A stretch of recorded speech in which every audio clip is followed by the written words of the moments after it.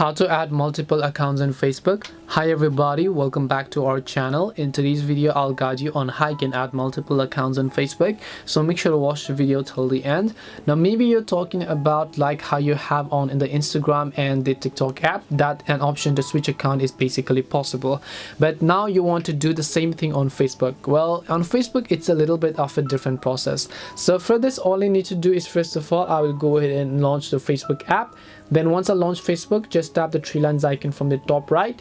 And then right over here you can see your profile name. If I just tap the drop down menu here, I'll be able to see all the other profile names and the other pages. Now this means that these are all the pages that I have access to on this account, so that's why it's showing up over here.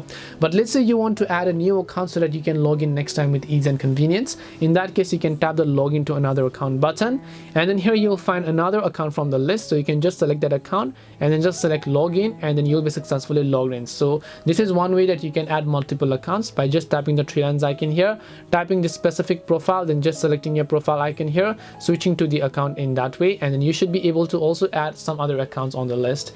This is how you can add multiple accounts on Facebook. Hope this video was helpful to you guys. If it did help you, then make sure to leave a like and subscribe to the channel.